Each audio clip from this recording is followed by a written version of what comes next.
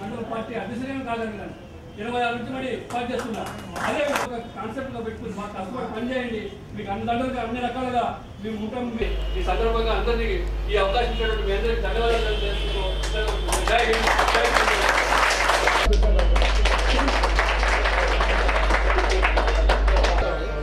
వచ్చినప్పుడు కనీసం నారాయణ కానీ కుమార్ కానీ అన్సర్ కానీ దాంట్లో కూడా ఇది మీటింగ్.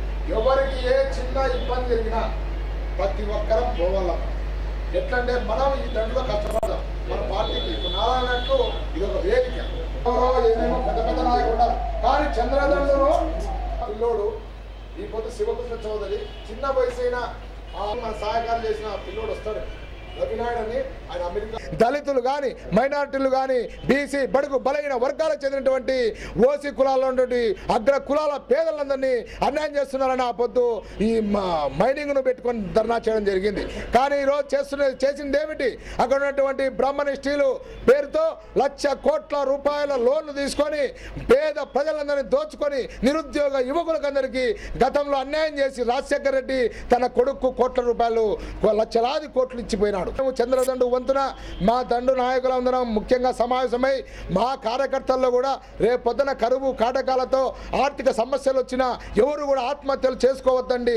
ఆత్మహత్యలు చేసుకోకుండా బతుకులో పోరాటం చేస్తాం. అందరం కలిసి కారం సంఘటన తిని బతికి 10 మంది కోసానికి మన జీవితాన్ని అంకితం చేద్దామని ఉద్దేశంతో ఈ చంద్రదండును మేము స్థాపించాము. చంద్రదండును కూడా గతంలో ఈ దండు కోసానికి గతంలో కొంతమంది యువకులు ఇతర దేశాలకు పోయినటువంటి కొంతమంది యువకులు కూడా మా సహాయ సహకారాలు అందించినారు.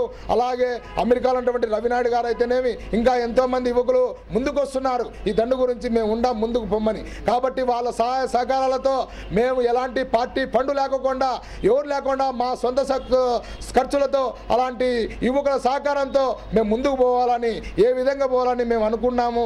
దాని ప్రకారం పోయి పేద ప్రజల కోసానికి మా ప్రాణాలనే ఇచ్చి మేము పోరాటం చేస్తాం. చంద్రబాబు నాయుడు గారి యొక్క ధర్మ పాలన కోసానికి పోరాటం చేస్తామని తెలియజేస్తాం.